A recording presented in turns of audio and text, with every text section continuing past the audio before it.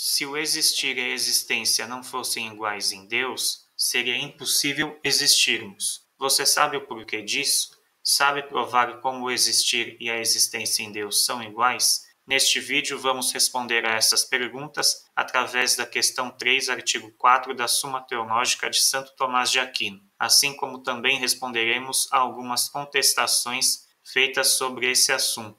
Obviamente, a primeira pergunta é extremamente importante, porque diz respeito à nossa própria existência e à existência de tudo. O existir de Deus tem que ser igual à sua existência, para que, por participação na existência de Deus, possamos existir. Pois, como já foi demonstrado na questão 2, artigo 3 da Suma, aquilo que é criado, ou seja, todos nós, por exemplo, só passa a existir através de um outro ser. Logo, só podemos existir por participação na existência de Deus. Claro que se em Deus o ato de existir e a sua existência fossem diferentes, não poderíamos existir, uma vez que Deus seria também uma criatura, já que o seu existir não pertenceria à sua existência, tendo assim de ser causado por outro ser, ou seja, tendo que ser criado por outro ser. Mas se colocássemos um outro ser para criar Deus, sempre teríamos que ter um outro ser para criar o ser posterior e assim sucessivamente. E nunca, jamais, nada começaria a existir, pois não teríamos nunca Deus, que é a causa primeira de todas as coisas, e sem a causa primeira, Deus, nada seria causado, criado. Dessa forma, não poderíamos existir. É por isso que o existir e a existência de Deus só podem ser iguais. Mas atenção, eu mostrei para você até aqui como o fato de o existir e a existência em Deus serem iguais torna possível a nossa existência e dei a primeira prova do porquê o existir e a existência são iguais em Deus. Mas você sabe quais são as outras duas provas? Saberia também responder às duas contestações desta verdade? Segundo Santo Tomás, as outras duas provas partem de compararmos o existir com a existência ou natureza e da comparação com os seres, que existem por participação. Mas como assim?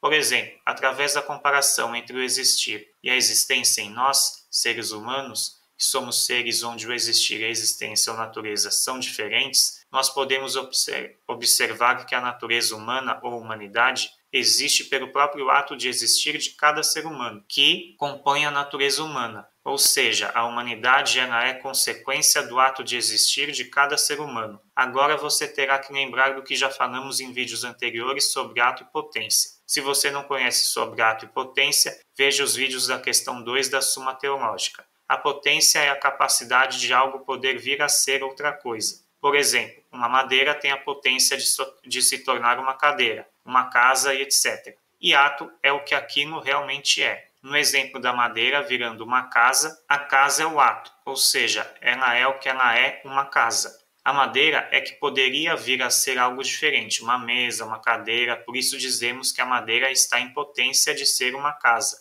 Para algo sair do estado de potência e vir a ser ato, necessariamente precisamos de um outro ser em ato, que modifique o estado de potência daquele outro ser para ato. Da mesma forma, podemos dizer da relação entre o existir de cada ser humano e da humanidade, pois a humanidade só poderá vir a existir enquanto tal se houverem seres humanos no mundo, ou seja, o existir da humanidade é o ato e a própria humanidade, a própria natureza humana, é a potência. Mas o que isso tudo tem a ver com Deus? Se formos usar a mesma lógica do existir e da existência em Deus, como ato e potência em Deus, veremos que como em Deus não há potência, uma vez que Deus é ato puro, como já foi demonstrado em vídeo anterior, logo só podemos chegar à conclusão de que em Deus o existir e a sua existência são iguais. A terceira e última prova dada por Santo Tomás é que assim como algo que não seja quente vai ficar quente por algo que é quente, como por exemplo a água aquecida pelo fogo, da mesma forma, aquilo que não é ser pode ter o ser por participação em quem é o ser. Por exemplo, nós.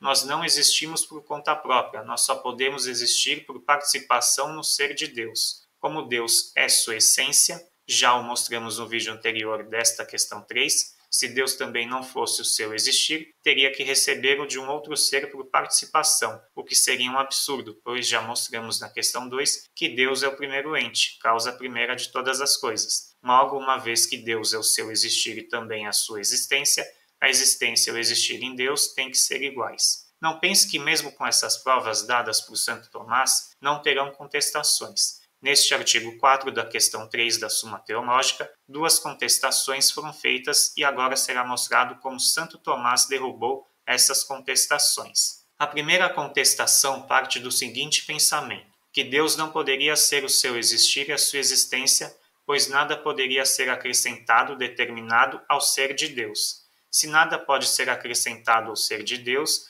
Deus seria um ser geral, comum a todos os seres, do qual todos os seres poderiam ser Deus, o que é totalmente absurdo. Logo, o existir e a existência em Deus não podem ser iguais. Já a segunda contestação diz que como podemos conhecer a essência ou existência de Deus, mas não podemos conhecer o que Deus é, o seu ser, o seu existir, logo o existir e a existência de Deus não são o mesmo, porque podemos conhecer um, mas não o outro. Se essas contestações te deixaram em dúvida, fique tranquilo, pois agora veremos como Santo Tomás derrubou essas contestações. Com relação à primeira contestação, Santo Tomás mostra que há 2 maneiras de se entender algo ao qual nada se acrescente e determine. A primeira é ser próprio de si mesmo, do seu próprio ser, excluir qualquer determinação, assim como é do próprio ser do animal irracional não possuir razão. A outra maneira é que das qualidades gerais daquele ser não se faça determinação, como o animal em geral não possui razão, pois não pertence ao seu ser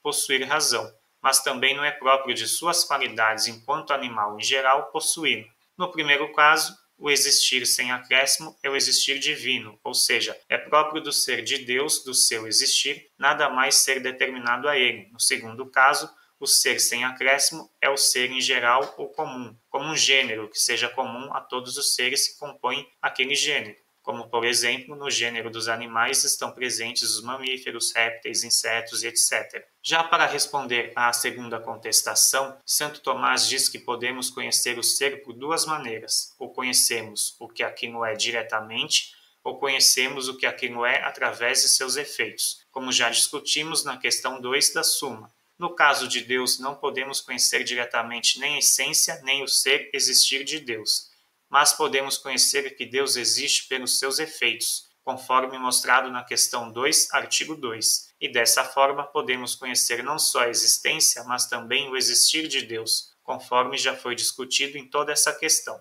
Agora, no final desse vídeo, eu tenho algo muito importante para te dizer.